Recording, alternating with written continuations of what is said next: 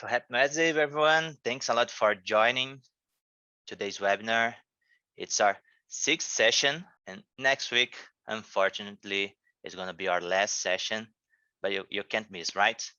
So other than that, we have a lot of content. We are producing a lot of content. So please follow our LinkedIn page. So you can write that down, data meaning, and don't forget to subscribe to our YouTube channel. So I have a lot of content there related to Alteryx Designer, Alteryx Server, and many other softwares there.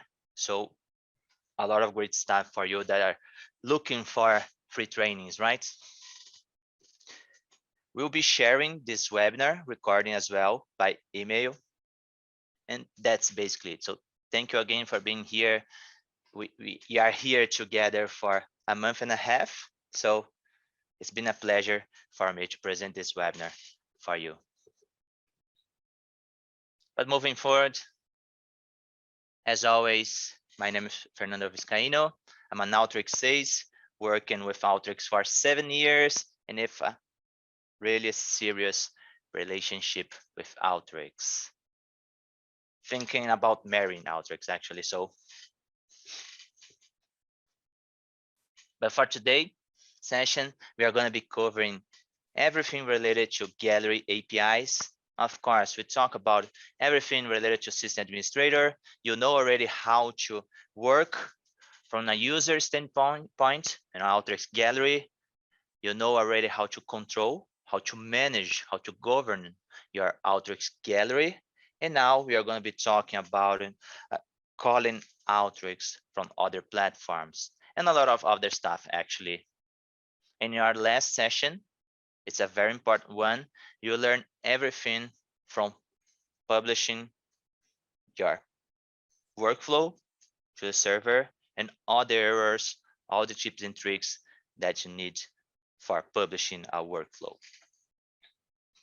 Well, let's moving on and let's get started with today's session. So gallery API overview. And for our agenda today, at first, we'll be talking the why, right? So why do you need to learn gallery API overview? And we're gonna be talking about all the operations, how to get access, how to learn, how to use those APIs in an easier way, and a few examples, and of course, tips as well for you that's start learning about APIs, right? So that's basically the agenda for today. And let's move on. So first, why do you need to learn, or why do you need to start using gallery APIs? So the first reason there is that with gallery APIs, we'll be able to start integrating multiple platforms without human interaction. So of course, with Alteryx Designer, you were able to call other platforms, other softwares with the download tool. But now with the Alteryx Server, you have ways of other platforms calling Alteryx for many reasons, actually, for running apps, for getting information about the server, and so much more that I'm going to be showing you today. The second option there is that, for example, a web page using the Alteryx engine as the backend. So for example, you have a web page there and have a user registration page in your store, for example, and then that user, after registering, then it can receive an email automatically right after on a discount coupon or anything related to that or related to his user profile. So you can get spatial data, US Census data, and then you can set a discount coupon specifically for that type of user, right? You can think about orchestration and job scheduling using third-party tools. So for example, you can have RPA tools such as UiPath. Some of you are working with UiPath or Control-M for scheduling or running your workflows from other platforms. more related to Alteryx itself, you can start migrating workflow from your dev or sandbox environments to your production environments. Or let's say a user left the company and you need to do something with those workflows inside his personal studio. So one thing that you can do here is to migrate all the workflows from that specific studio to another studio. You can start integrating your Alteryx engine with your BI dashboards. So let's say, for example, that you are selecting, you are drilling down your dashboards, and after that, you want to do a real-time simulation, or you want to run a prediction model in Alteryx and return a real-time result to the user. So that's one thing that you can start using the Gallery APIs for. Alteryx Server Governance. So you have a lot of requests that will help you managing your Alteryx server. We have talked about the usage report already, that is getting all the information from MongoDB, but you can do things like that with the Gallery API as well. Lastly, you can run dependency-based scheduling in the Gallery. Of course, for those that are using Alteryx for a time there, you may have used the crew macros tools and use the runner tools actually for you to run dependency-based workflows. Of course, that is an effective method, but the problem there is that you can't have those workflows published in the gallery. You need to have that in a physical folder or a share folder. So now with the gallery APIs, you will be able to run those workflow on a dependency basis, right? So of course, we have a lot of other reasons here. Those are the most important one. But if you have another platform, or if you want to start integrating Alteryx workflows, Gallery APIs are your way to go here. Well, let's start with an introduction. So when we talk about the Gallery APIs, the first one is related to subscription. So you have many endpoints for users, for developers to start interacting with their own personal studio, and there with workflows and start running jobs, seeing schedules. Okay. You have a user version 2. There's endpoints for users to start interacting with credentials shared with him, or for you to start sending input files for your analytical apps and schedules as well. And you have two other, so the admin version 1 and 2, it's basically endpoints for admins to start getting resources from the Alteryx server, right? So the main difference here between the version 1 and version 2 is more related to the Alteryx itself, to the Alteryx backends, but it was basically necessary change for Alteryx to move forward with their API roadmap. So for us, it's the same, nothing's changed, but they are including now a lot of API methods in their V2 pages, okay? Of course, we're going to be talking about the difference, all the requests that you have there, so hang tight. So when we think about access, so actually you have two options there. You have the subscription API and the API access. And you can provide both for users or admins. So users, you can think about end users or developers, and admins are the curators, right? So I have 4 pages also. So I have the subscription page, user V2, admin V1, and V2. And when you think about the users, if you allow the user to get information from the subscription, so This is the one that you need to provide him. Of course, if you provide the API access for that user, the user will have access to both. And if that user is a curator, then with the API access, you have all the functions, all the methods, all the pages for them to start using. Okay. So when you talk about user operations, so the one related to subscription API and the user V2. So the first step there, the first option is for you to find workflows. So with this method, with this query, this requisition, you'll be able to find all the workflows, all the apps, all the macros inside your own subscription. And with that, so you have an app ID, and with that app ID, you'll be able to start downloading all the apps. And that, of course, it can be workflows, it can be apps, it can be macros, it can be anything related to assets that you have inside your own subscription. And the idea here for to download apps, for example, one suggestion there is if you want to create a backup folder, right? So you want to create a backup folder, then it's your option here to use this method, right?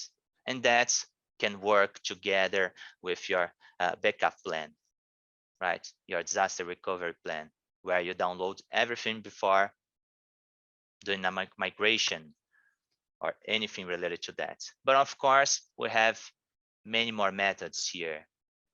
So as you can see here, I have a yellow one. This related to the user V2. So in order for you to use this one, you need to have the API access, the second kind of API keys there. But the idea here is that with your app ID that you get with the first method, you'll be able to queue an app execution job. So the idea here is that you can start calling your apps with a post method. So if you have that dependence-based scheduling, that's one thing that you can use to start calling other workflows or other apps actually. And after running the workflow, you can search and you can view if that workflow was run successfully, or if it's still running, or if it's in the queue. And the idea there is that after that, you can consume the outputs, right? But of course, prior to that, you have methods related to the user interface. So the first one, so if you have an analytical app there and you have questions that the user needs to answer before running the workflow, so this first method will show you all the questions and what needs to be sent with this method here for you to have customized answers, right? You have as well ways of getting credentials for that workflow to run. And also send input files. So if your analytical app has a user interface for your user to send files before running the workflow, so this is the method that needs to be used for that. And of course, you have methods for job interaction. So after sending all the questions to your analytical app, after running your app, queuing your app execution, then you will be able to start seeing the current state of your job, as well as if you have outputs. So it can be a CSV there, you'll be able to also download that asset with this method. We have also a lot of admin operations, and let's start first about talking about Alteryx Server Management. So I have 4 methods here for start understanding what you have in your gallery. So you can find all the subscriptions, all the collections, and all the users registered there. And its roles, all the permissions as well. So everything related to this group of components, you will be able to get using these calls. And you have audit logs as well. So the idea here is that you can get information related to your user, to a subscription, our studio, credentials, collections, workflows. And the idea for this one, for this first request, is that any updates, any changes to these entities will create an audit event record. So if you want to know who deleted that specific workflow, then you can see that using this audit log, for example, right? You have requests here that will help you dealing with your schedules. So the same way as you have a page there for forecast, you also have ways of getting that with the API, as well as checking the last run job and the current state for a specific workflow. Of course, you can start using all of this combined. I will show you a few examples and how to combine all of these methods. But the idea is that you can start, for example, checking all your server data connection as well as your system data connections. So everything that was created on the server, an ODBC connection there, then you'll be able to check those here. And you can see if those matches with your data connections.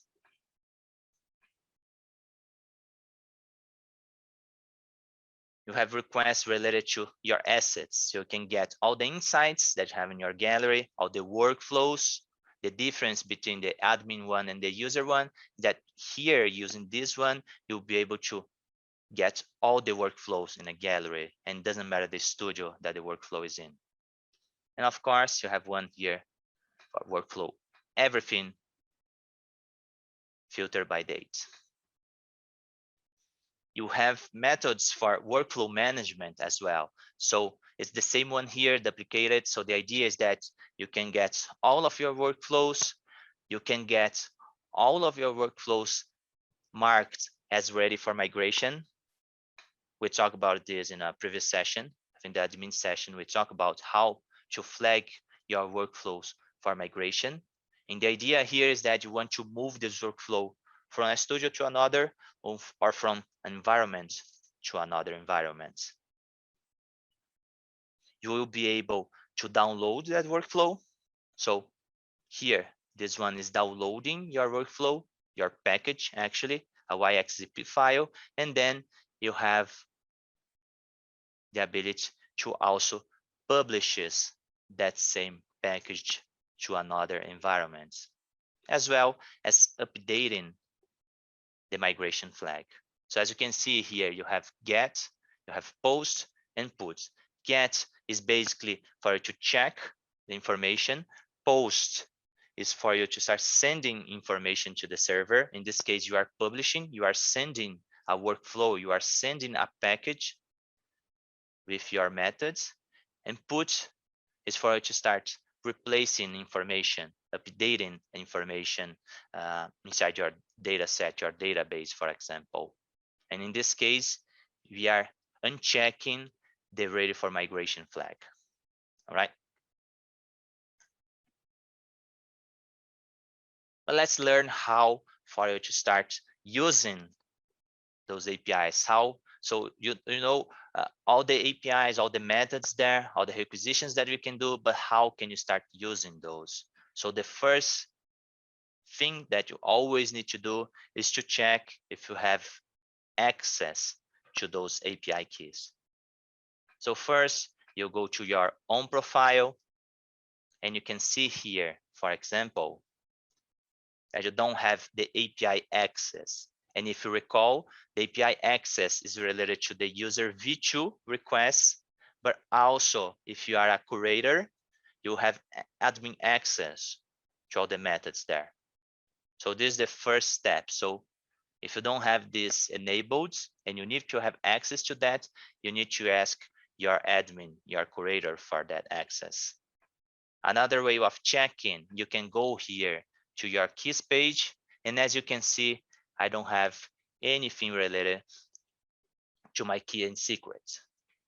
So that means that I don't have access to my subscription, and I don't have access to the admin API as well. All right, so first, how to get access to the subscription API. So you need to go, your curator or yourself, if you are an admin, you need to go to a specific studio. So let's say, for example, the data science studio. And here you can see that it's disabled. So it's only a matter for it to enable, and everyone included in this specific studio will now have the private studio API there. So it's your key, it's your matter, it's your login, and you have your password here for start using these APIs. All right. Secondly, if you want to use the API access, so admin related or user v2 related, so you need to go to the user page, to your own user, and you have here the option to enable that access to a user. After that, when you go once again to your profile, you'll be able to see another access here. So if you are an admin, your API access will give you access to all the methods, all the requisitions. But if you are only a user, you'll be able only to access subscriptions and user interaction requests, right? All right. After that, okay, so you have all of your keys, you have everything, all the accesses. Then you can go here and you have the API documentation inside your own environment. So click on that and you will appear this interactive documentation. As you can see here, you have your API key and secrets, and that's the only thing that you need to include. So if you are here in a subscription, and if you are a user, you can use the subscription API key. But if you are an admin, you can start using the admin key already in all of the pages, right? So let's include that here. And I'm gonna walk you through how for you to get started here, how to learn how this API's requests work dynamically. So let's first start, for example, of course, we have a lot of requests here. You have a description of that request. So let's start first by seeing the workflows that I have in my own subscription. So that's the first step there. So as you can see, this is the page that is opened. And the only thing that you need to do, of course, you have optional parameters here that you can start filling. For example, if you want to only get all the apps or workflows or macros, you can select that here. And it's only a matter for you to click and try it out. And what you receive is this kind of response. So have a lot of information here, but the only thing that you need from this page is basically your app ID. As you can see here, you have a whole list. So you have all the apps, all the macros, you have the file name here. All right, so you need to get the specific ID for that specific app that you want to run, right? So after this part, you can simply copy this ID, and we can move to our second request. But before that, actually, so you don't need to use the API to get a workflow ID. So if you go to the workflow directly, so for example, that same workflow, you have in the URL that same ID. So you can get that manually, or you can get that dynamically using APIs, right? So after that, you go to your second method there. And the idea here, okay, so if you have an analytical app and you have questions in it, so you need to use these methods. And it's only a matter for you to include here your app ID and try it out. And what you have in response is the name of your question. So it's the interface tools that you have included in your workflow, in your analytical app, sorry. And that's what you need to use if you are sending information with another methods. Of course, you can have a more complex analytical app. So let's say, for example, that you have one text box, but you have also a drop-down menu there. So the only thing that you need to be aware here that you're gonna be using is all your tool names, your interface tool names, as well as if you have a list box, this is what needs to be used for it to start sending. And of course, if it's a text box, it's an open box, then you can send whatever you like. So after that, we can go to the third one. The idea here is for the queue and app execution drop. And there, it's only a matter for it to send, once again, the app ID, but also you have here the schema for you to start sending those questions. So of course, if your analytical app doesn't have any user interface in it, then you don't need to send anything here. But if you have, then the whole idea is that you need to fill this out like this. So my tool name, the value that I want to send, and also the second one there, my list, my drop down.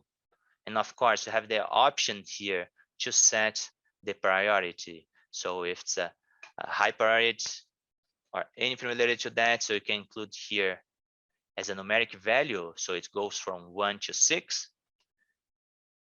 And that will show in your queue. Okay. When sending that, what you receive as a response is your job ID. So as you can see here, returns the ID of the job. And that's the only thing that needs to be used on our next call. So, okay, so we have sent all the information and we have queued that app. So we have run the workflow, but now we need to check if that workflow has run successfully, right? So here, it's only a matter for you to share, to include your job ID, try it out, and then you'll see here, of course, if it is completed and if it was successfully completed, then you'll see that here. But if not, you'll be you'll need to create an automation there that will keep checking for the status, right? And after successfully completed, you can also have access to the output IDs. Of course, if your workflow doesn't have an output ID, you don't need to go to your next step. But the idea here is that you have your output ID as well as the formats that you will be able to start using for you to download this output. All right, lastly here, so in this request, you need to give the job ID and also the output ID. And that's basically what I need to include here. Of course, you have an optional parameter here, and I'm going to be sending, I want to download as a CSV. And after trying it out, you'll see that the response body is a CSV. For those that have used the download tool to download the CSV file, then it's basically the same. I have the customer A selected, I have the total sales, and have also the name, the user login that used this analytical app, right? Okay, so of course we have an interactive documentation to walk you through and to help you understanding if you have all the access and if it's all working, right? But of course, you can develop that by yourself. It doesn't need to use the interactive documentation. This is only a matter for you to start testing and to see and to learn actually how the interaction goes. But of course, When you start thinking about creating those in a different platform for other platform to start calling Alteryx, then we need to think about the authentication methods. So the authentication method here is known as OAuth 1.0 and is the one-legged, right? Related to OAuth version 1, this is the easiest one for you to implement. The idea there is that you have a few parameters that are required. So have your consumer key, it's your private studio or API access key, depending on which request you are going to be using. The signature method is the SHA-1. You have also a parameter there related to timestamp, and the rule there is seconds since January 1, 1970. You have a random string here, uniquely generated for each request. So this can be numbers, random strings, random characters. So it doesn't really matter. And you have finally the OAuth signature. The idea for this signature is that you will be concatenating all of these files, and you're going to be signing using your secret, using the SHA-1.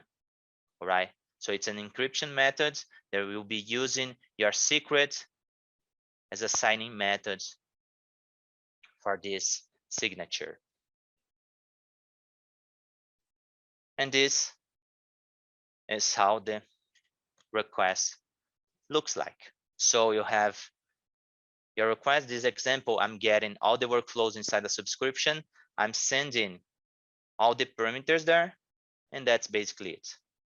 But of course, with values, you can see here the timestamp, the methods, the consumer key. It's like your login for the API, your random characters, as well as the signature that is using all of this information and using your secret to encrypt everything. Right? So this is your first step. Is actually the most challenging step when creating an API request. It's always going to be related to the authentication methods. The API requests are usually easy for you to learn and to start using, but depending on the authentication methods, you need to build a rule. It's all related to security, to improve the security, right?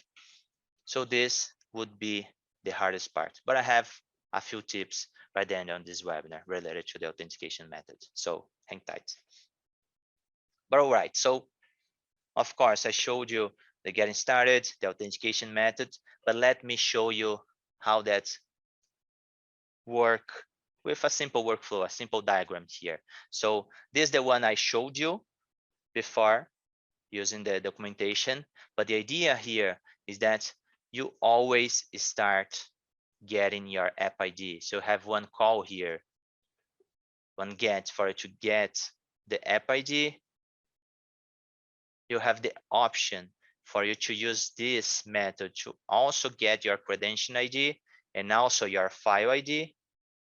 Once again, you only need to use both of these if you have, of course, credentials. So credentials are related, for example, if you have a share folder and you need a specific user for you to have access to that folder, then you'll be needing to use a credential ID. But of course, after all of this, if you have questions in your analytical app, that's your second method that you need to use, the second requisition. And with this one, you will have all of your questions, and the prior ones, you have the app ID, credential ID, file ID, as well as the priority. So it's high priority, regular priority, medium priority, anything related to that. That's the information that you can use to send a post request, to queue your app for execution. After that, you get your job ID And it's only a matter for you to start checking if that was completed or not. And then after that, you use your job ID and also your output ID to get your information, to download data from your workflow. Of course, if once again, I'm going to be repeating myself all the time here, if you don't have an output or if you don't have questions in your analytical app there, the only thing that you need to use are these two. You need to have the app ID here, but after posting, you need to use this get to check if it was successfully run. But if you don't want to check, it's only a matter for you to use this post method there. All right. And this is one example for running apps. We have a second one for workflow migration. And you can see here that you have two colors. So everything here, blue, is related to your source environment, and the yellow one is related to your target environment. So it could be dev and prod, UAT and prod, it actually doesn't matter. So the whole idea here for a migration process, workflow migration process, is that first, you need to get all of your workflows that are ready for migration. So you get all the app IDs using this call. But you also need to get all the metadata from all the workflows. So in your metadata, you have, for example, the number of runs, you have the user email, and the email is the information used for the API to be able to include that workflow inside a specific studio. And you have a lot of other information. If the workflow is public, or if you have credentials or anything related to that, it's all in your metadata. And the idea there is that you need to get all the migratable ones merge with your metadata. That way, you'll be able to start posting your workflows to your target environments. So it's basically here, you are downloading all of your workflows to a personal folder. After that, you'll be publishing your workflow using this post method to your target environment. And lastly, you'll be removing the migration flag from your source environment. So it's a very easy process, but you can start complicating those, right? So it can always complicate the process. So the idea here is basically the same.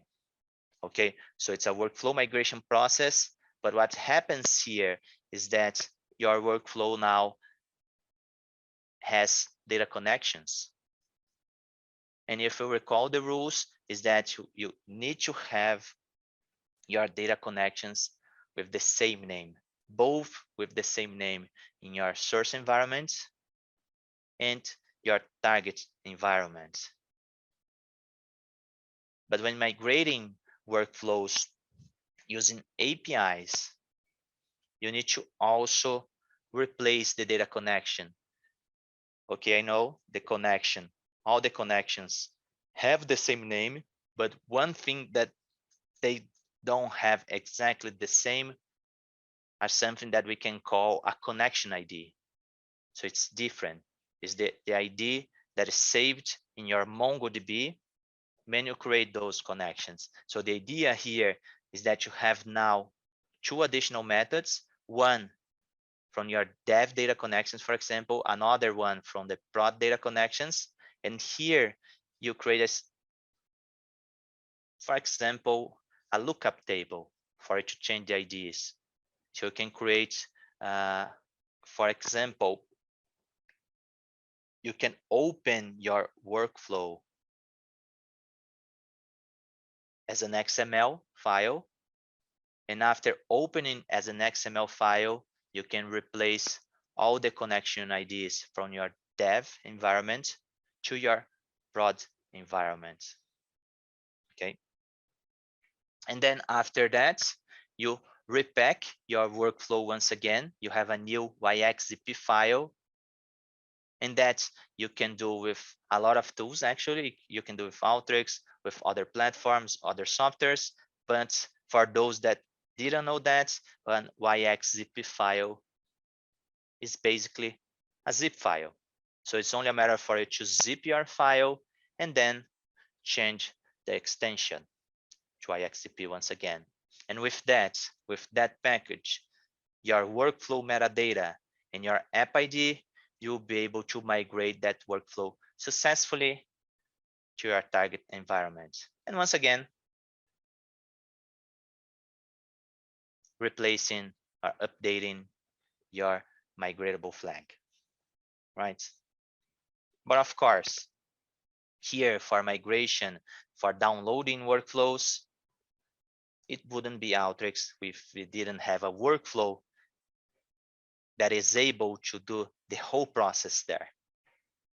So as you can see here, you have a lot of native tools and you have two macros here. This was already developed by a user, by Patrick Deegan, and famous Alteryx Ace there, a really great one. And this one, actually, this tool is able to send your request. So it's only a matter for you to provide your key, secrets, your endpoints, and all the authentication is being done automatically inside this macro, right? So as I said before, of course, authentication methods is the hardest part of you working with APIs, but it's all done, luckily for us.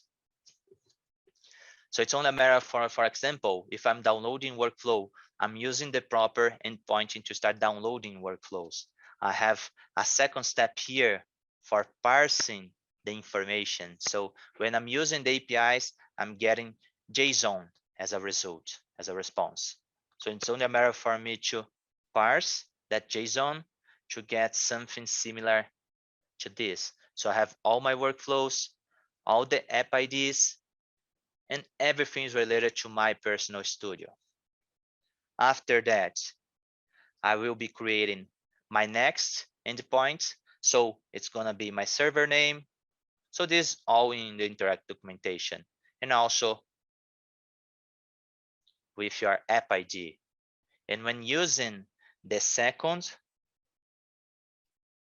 macro, it's gonna be filling that same URL with everything related to the authentication to Auth1, right?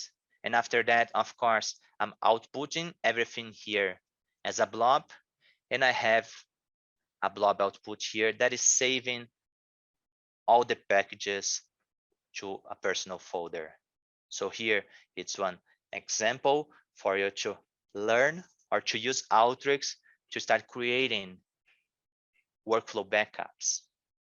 And if you want to know more about this specific process, we have one YouTube video talking about all the steps where for you to get this specific tool for you to start working with Gallery APIs. So that's why I said that you need to register, you need to subscribe to our YouTube channel. You have a lot of content there, a lot of content related also to these webinars.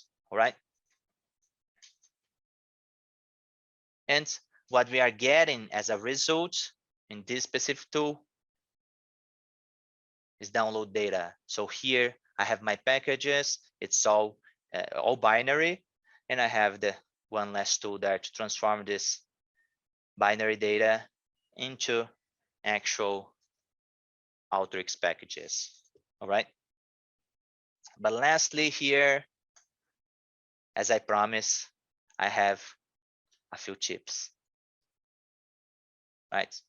So one, you don't need to be worried about building everything by yourself. So when you go to the interactive documentation page, you have both a C# and JavaScript fully functional samples related to the authentication methods, related to the requests, that can be done. So it's all done. You have an example done if you want to use C# or JavaScript. But of course, you have material, Alteryx material on the community as well. So you have Alteryx macros for dealing with those kind of requests available and shared on the community, but also in the public gallery. You have also a workflow migration example done by Alteryx and share on the community as well. But of course, if you are working with Python, if you want to start using Python for migrating workflows, or if you want to start building a user interface using Python, then you have a Python library available. Of course, this was developed by a user, but it's out there on GitHub available for you to start using, both for OAuth, but also with all the requests that you have within the gallery. Right? So of course, we talk about a lot of things today. The message here is that you will be able to do a lot of things with the gallery APIs. So multiple platform integration, as I said, if you have a web page, that web page, it can be on Python. You can use Python for the web page or user interface interaction with Alteryx engine. You can start orchestrating your workflows using RPAs. I know there are a lot of companies you need to use an RPA and you can't use Alteryx scheduling. So that there you have an option. Your BI dashboards enhanced with real-time simulation. And it can be data preparation, it can be predictive analytics, it can be prescriptive as well. But of course, when you think about Alteryx, you can start migrating your workflows dynamically. You can start govern yourself better with APIs, as well as all the schedules when you have a dependency-based workflows there that you want to run. All right. But that's it for today. Thanks a lot for attending this webinar. I hope that you liked. Once again, follow Data Mining on LinkedIn. We are always sharing on a daily basis a lot of information related to a lot of platforms there. We have including and posting videos on our YouTube on a daily basis as well. So have a lot of content for those that are trying to learn Alteryx Designer, for example. You'll see a lot of information there, a lot of tips and tricks for you to start checking if you have errors, anything related to that. So feel free to go there, subscribe, ask any questions. But of course, if you want us or if you want to learn more about APIs, server, designer, anything related to Alteryx, you can contact us directly on sales@datamining, or if you're looking for trainings, you can contact enablement@datamining.com as well. Let me check if since we have a few minutes here, let me check if I have questions. Yeah, so I can answer a couple of these, Fernando. Sure. I'm Thanks again. typing feverishly here in the chat, so it's taking me a little bit to respond. So for the OAuth 2 support, Prasant, if you're asking from an authentication perspective, does Alteryx support OAuth 2? The answer is in some cases, it depends on your auth provider.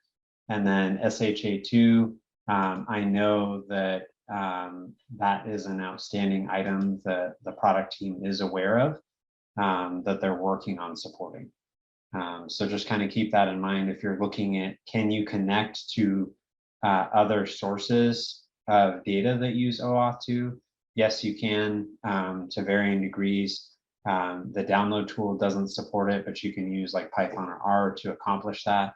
And then if you're asking about OAuth 2 in regards to the authentication for Alteryx, again, it depends on who your auth provider is. And then let's see.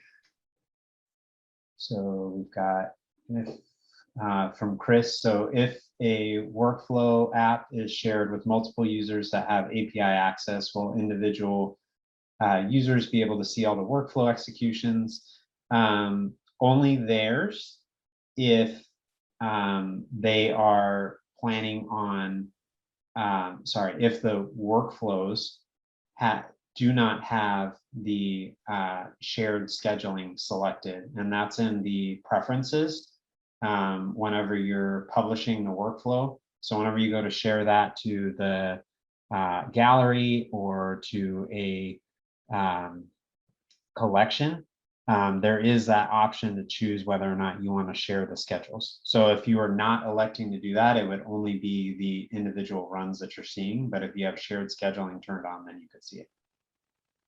So hopefully that's helpful, Chris. And then let's see here. I think we have one more from Zach here. Yes, so when we're talking about the files specifically, think of it as being a multi-tiered call. If the file exists in there already, then and you have the ID. So an example of this may be, let me give you an example. You have a scheduled run, right? Let's say we're at the kind of at the beginning of the month here and the end of the quarter. So let's say on the 10th, we had a scheduled run with some very specific parameters, and we uploaded a file that was being executed. And then let's say we had a rerun that was triggered by a API call, and maybe just the parameters are changing. So when we discuss, do you need to upload the file needs to exist on the server. To your point, whether you choose to upload that every time or not determines whether you need the multi-tiered call, Zach. So in a case where we have already uploaded that file, and let's say, for instance, we were selecting date ranges with month and 2 of the quarter, in the instance where we were doing the second request versus the entire quarter, then we would not need to upload the new file. Now, let's say there was some reconciliation that occurred and we needed to rerun the entire quarter, then that would require us to upload the file using that V2 user API call that's in the question and answer. And then you would then use that file ID to make the new call. And then let's see, so Chris, we're good. And then Zach, it looks like you got one more here that I'll answer. So workaround for specific questions that aren't supported by the API. File trees, yes. So this is interesting. So there's a couple different ways of kind of handling this. One, you can use code. And there are 2 ways of kind of handling this. You can actually do your own endpoints. So I'd recommend looking in the developer tool set, and technically you can do your own API endpoints within Alteryx. So there's the endpoints tool that allows you to accomplish that. So if you utilize that, the other method that you can kind of use is, and this is a little bit more complicated, I would recommend looking at the developers groups within the Alteryx community, and then you can go the route of the SDKs. Just so you're aware, when you start using the SDKs, you can feed those in. Think of it being like parameters or workflow constants that you're updating. And it is kind of a workaround. When we discuss those workarounds in particular, I will share with you that they will not be visible via the gallery. So anytime you use an SDK, and if you want those endpoints to be visible, you're not going to be able to rework them. So I'll give you a very clear example.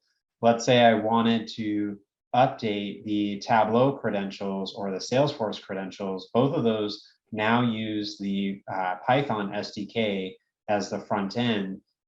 You cannot update those parameters successfully utilizing the gallery inputs for the parameters, update those tools and have the workflow execute properly. There's going to be some errors and stuff that you're going to run into in regards to complications. The workarounds that exist kind of for that are essentially you update the workflow on the fly, and almost like there was another question about versions of the workflows, you can kind of update the versions. This is where you'll see some clients starting to get into like DevOps, where what they'll be doing is updating workflow constants in order to execute the workflows. And then essentially think of, we don't really store the workflows in the server itself. It's more of just an engine to process workflows.